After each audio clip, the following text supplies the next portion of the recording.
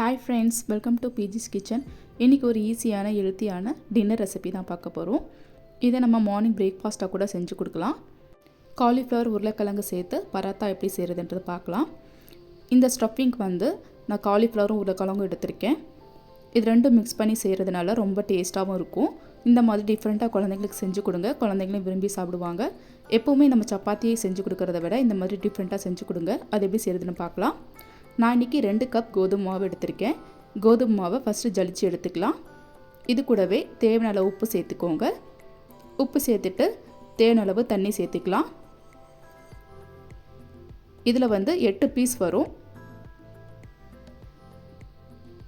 கொஞ்சம் கொஞ்சமாக தண்ணி சேர்த்துட்டு சப்பாத்தி மாவு பதத்துக்கு நல்லா சாஃப்டாக பிசைஞ்சு எடுத்துக்கோங்க. தண்ணி மட்டும் சேர்த்துட்டா போதும், எண்ணெய் எதுவுமே நான் சேர்க்கலை. கையை வச்சு நல்லா சாஃப்டாக பிசைஞ்சு எடுத்துக்கோங்க. நீங்கள் எவ்வளோ மாவு எடுத்துருக்கீங்களோ அதுக்கேற்ற மாதிரி தண்ணி சேர்த்து நல்லா பிசைஞ்சு எடுத்துக்கோங்க. நான் இந்த அளவுக்கு நல்லா சாஃப்டாக பிசைஞ்சு எடுத்துக்கிட்டேன். கடைசியாக ஒரு ஸ்பூன் எண்ணெய் சேர்த்து நல்லா சாஃப்டாக பிசைஞ்சு வச்சுட்டேன். இதை மூடி போட்டு வச்சிடலாம். ஸ்டஃபிங் ரெடி பண்ணிடலாம். நான் இன்றைக்கி இந்த மாதிரி ஒரு பீஸ் காலிஃப்ளவர் தான் எடுத்திருக்கேன். காலிஃப்ளவர் இருக்க இந்த தண்டை கட் பண்ணி எடுத்துடலாம். இந்த தண்டை கட் பண்ணிவிட்டு நல்லா வாஷ் பண்ணி எடுத்துட்டேன். இதை இப்போது நம்ம கேரட் சீவோம்ல அதை வச்சு சீவி எடுத்துக்கலாம். இந்த அளவுக்கு நான் சீவி எடுத்துக்கிட்டேன். இது 2 கப் அளவு வரும். இது கூடவே நான் ஒரு மீடியம் சைஸ் உருளைக்கிழங்க நல்லா வேக வச்சுட்டு இதையும் சீவி வச்சுருக்கேன். நீங்கள் கேரட் சீவுறதை வச்சு சீவி எடுத்துக்கோங்க, இல்லைனா சின்ன சின்னதாக கூட கட் பண்ணி எடுத்துக்கோங்க. இது ரெண்டையுமே நான் சீவி எடுத்துக்கிட்டேன். ஸ்டஃபிங் எப்படி செய்கிறதுன்றது பார்க்கலாம். கடாயில் 1 ஸ்பூன் அளவு எண்ணெய் சேர்த்துக்கோங்க. எண்ணெய் நல்லா காஞ்சிட்டதுக்கப்புறம் 1 ஸ்பூன் அளவு இஞ்சி இந்த மாதிரி சின்ன சின்னதாக கட் பண்ணி சேர்த்துக்கோங்க. இஞ்சி நல்லா பொரியட்டும். மீடியம் ஃப்ளேமில் வச்சு நல்லா வதக்கி விட்டுக்கலாம். இஞ்சி நல்லா வதங்கிட்டதுக்கப்புறம் சீவி வச்சுருக்க காலிஃப்ளவரை சேர்த்துக்கலாம். காலிஃப்ளவர் எல்லாம் ஃபுல்லாக சேர்த்துட்டு இதை ஒரு 2 நிமிஷம் எண்ணெயில் நல்லா வதக்கிக்கலாம். காலிஃப்ளவர் வேகிறதுக்கு ரொம்ப நேரம் ஆகாது, ஏன்னா இதை பொடி நம்ம சீவி வச்சுருக்கிறதுனால 2 நிமிஷத்தில் வெந்துடும். காலிஃப்ளவர் எல்லாத்தையும் சேர்த்துட்டு இதை ஒரு இடம் நல்லா கலந்து விட்டுக்கிறேன். ஒரு 2 நிமிஷம் இப்படியே எண்ணெயில் நல்லா வதக்கிக்கோங்க. அந்த காலிஃப்ளவரில் இருக்க பச்சை ஸ்மெல்லாம் போகட்டும். 2 நிமிஷம் நல்லா வதக்கிட்டதுக்கப்புறம் தேவையான அளவு உப்பு சேர்த்துக்கோங்க. இது கூடவே 1/4 ஸ்பூன் அளவு நான் மஞ்சள்தூள் சேர்த்துக்கிறேன். காரத்துக்கு 1/2 ஸ்பூன் காஷ்மீரி சில்லி பவுடர் சேர்த்துக்கிறேன். இது காரம் அதிகமாக இருக்காது, கலர் தான் தரும். 1/2 ஸ்பூன் காஷ்மீரி சில்லி பவுடர். இது கூடவே 1/4 ஸ்பூன் அளவு கரம் மசாலா சேர்த்துக்கோங்க. எல்லாம் நல்லா ஈவனாக மிக்ஸ் ஆகிற மாதிரி நல்லா மிக்ஸ் பண்ணி விட்டுக்கலாம். நல்லா ஈவனாக மிக்ஸ் பண்ணி விட்டாச்சு. இதை ஒரு 2 நிமிஷம் மூடி போட்டு வச்சிடலாம். 2 நிமிஷத்துக்கு அப்புறம் ஓப்பன் பண்ணி பார்க்கலாம். சூப்பராக காலிஃப்ளவரும் நல்லா வெந்துருச்சு. மசாலா பச்சை ஸ்மெல்லும் போயிடுச்சு. இது கூடவே நம்ம சீவி வச்சுருக்க உருளைக்கிழங்கும் சேர்த்துக்கலாம். உருளைக்கிழங்கை நல்லா வேக வச்சுட்டு இந்த மாதிரி சீவி சேர்த்துக்கோங்க. இதையும் நல்லா ஈவனாக மிக்ஸ் பண்ணி விட்டுட்டு ஃப்ளேம் ஆஃப் பண்ணிடலாம். உருளைக்கிழங்கு நம்ம ஆல்ரெடி வேக வச்சுருக்கிறதுனால இதை வேக வைக்கணும்னு அவசியம் இல்லை. மீடியம் ஃப்ளேம் வச்சு இதை நல்லா மிக்ஸ் பண்ணி விட்டுக்கோங்க. நல்லா ஈவனாக மிக்ஸ் பண்ணிட்டதுக்கப்புறம் பாருங்கள், காலிஃப்ளவரில் உருளைக்கிழங்கு சேர்த்த மாதிரியே இருக்காது. நல்லா ஈவனாக மிக்ஸ் பண்ணி விட்டாச்சு. ஃப்ளேம் ஆஃப் பண்ணியாச்சு. இது அப்படியே ஆறட்டும்.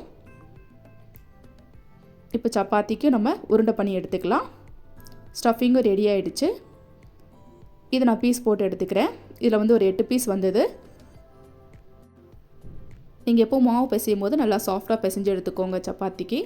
அப்போ தான் உருட்டுறதுக்கு நமக்கு ஈஸியாக இருக்கும். எல்லாம் உருண்டை பண்ணி பவுலில் வச்சுட்டேன். இதை தேய்ச்சி எடுத்துடலாம். ஃபஸ்ட்டு இதை 2 சுற்று தேய்ச்சி எடுத்துக்கோங்க. ரொம்ப தேய்ச்சிடக்கூடாது, கொஞ்சம் கனமாக தேய்ச்சி எடுத்துக்கோங்க. 2 சுற்று இந்த மாதிரி தேய்ச்சி எடுத்துகிட்டு ரெடி பண்ணி வச்சுருக்க ஸ்டஃபிங் 2 ஸ்பூன் அளவு சேர்த்துக்கோங்க. ஸ்டஃபிங் சேர்த்துட்டதுக்கப்புறம் எல்லா பக்கம் இந்த மாதிரி மடித்து விட்டுக்கோங்க. மடித்து விட்டுட்டு எக்ஸ்ட்ரா இருக்க மாவை எடுத்துடலாம். எடுத்துகிட்டு நல்லா ப்ரெஸ் பண்ணி விட்டுட்டு இதை ரொம்ப அழுத்தம் கொடுத்து நம்ம தேய்க்கக்கூடாது, லைட்டாக தேய்ச்சி எடுத்துக்கோங்க. மாவு கொஞ்சம் எக்ஸ்ட்ரா சேர்த்து தேய்ச்சி எடுத்துக்கலாம். நீங்கள் இப்படி தேய்க்கும் போது லைட்டாக ஸ்டஃபிங் வெளியே தெரிகிற மாதிரி தான் இருக்கும். அது ரொம்ப தெரிஞ்சால் பரவாயில்ல. தேய்ச்சி எடுத்தாச்சு. இதை சுட்டு எடுத்துடலாம். இதே மாதிரி எல்லாத்தையும் நம்ம தேய்ச்சி எடுத்துக்கலாம். 2 பக்கம் நல்லா வேக வச்சு எடுத்துக்கோங்க. 2 பக்கம் நம்ம எண்ணெய் தேய்ச்சிக்கலாம். எண்ணெய் இல்லைனா நெய் கூட நீங்கள் ஆட் பண்ணிக்கலாம். நான் இதில் எண்ணெய் தான் சேர்த்துருக்கேன். எண்ணெய் சேர்த்துட்டு 2 பக்கம் நல்லா இந்த மாதிரி திருப்பி விட்டு வேக வச்சு எடுத்துக்கோங்க. இந்த பராத்தா செய்கிறது ரொம்ப ஈஸி தான். இந்த மாதிரி நீங்கள் குழந்தைங்களுக்கும் செஞ்சு கொடுங்க. இதே மாதிரி நான் எல்லாத்தையும் சுட்டு எடுத்துக்கிறேன். இதில் வந்து நான் பட்டர் சேர்த்துருக்கேன். பட்டர் சேர்த்துட்டு இதே மாதிரி 2 பக்கம் நல்லா திருப்பி விட்டு வேக வச்சு எடுத்துக்கலாம். இதில் பாருங்கள், ஒரு பக்கம் வந்து ஸ்டஃபிங் தெரியும், ஒரு பக்கம் வந்து தெரியாது. ஆனால் வந்து மசாலா வந்து வெளியே வராது. ரொம்ப நீங்கள் ப்ரெஸ் பண்ணி தேய்க்கக்கூடாது. இதே மாதிரி தான் எல்லாத்தையும் நீங்கள் தேய்ச்சி சுட்டு எடுத்துக்கோங்க. நான் இது வந்து 3வது சுட்டு காமிச்சிருக்கேன். எதுலேயுமே வந்து ஸ்டஃபிங் வந்து வெளியே வரல. லைட்டாக ஸ்டஃபிங் வந்து நம்ம மேலே மேலோட்டமாக தெரியும். சுவையான ஹெல்த்தியான ஒரு டின்னர் ரெசிபி ரெடி பண்ணியாச்சு. இந்த ரெசிபி வந்து நீங்கள் லஞ்ச் பாக்ஸை கூட குழந்தைங்களுக்கு செஞ்சு கொடுங்க. அவ்வளோ சாஃப்டாக இருக்கும். பிச்சு காமிக்கிறேன் பாருங்கள் எவ்வளோ சாஃப்டாக இருக்குன்னு. நீங்களே இந்த மாதிரி ஒரு செஞ்சு பார்த்துட்டு கமெண்ட் பாக்ஸில் கமெண்ட் பண்ணுங்கள் எப்படி வந்திருந்ததுன்னு. இந்த ரெசிபிக்கு வந்து சைட் டிஷ்ஷாக நம்ம எதுவுமே வச்சு சாப்பிடணும்னு அவசியம் இல்லை. ப்ளெயினாக சாப்பிட்டாலே அவ்வளோ டேஸ்ட்டாக இருக்கும். நான் செஞ்ச காலிஃப்ளவர் உருளைக்கிழங்கு பராத்தா உங்களுக்கு கண்டிப்பாக பிடிச்சிருக்கோன்னு நம்புகிறேன். இந்த வீடியோ பிடிச்சிருந்தா என் சேனலை லைக் பண்ணுங்கள், ஷேர் பண்ணுங்கள், கமெண்ட் பண்ணுங்கள். மறக்காமல் பிஜிஸ் கிச்சனை சப்ஸ்கிரைப் பண்ணிவிட்டு பக்கத்தில் இருக்க பெல் ஐக்கானையும் கிளிக் பண்ணிக்கோங்க. அப்போ தான் நான் போடுற வீடியோஸ்லாம் நோட்டிஃபிகேஷனாக வரும். தொடர்ந்து பிஜிஸ் கிச்சனுக்கு சப்போர்ட் பண்ணுங்கள். தேங்க்ஸ் ஃபார் வாட்சிங்.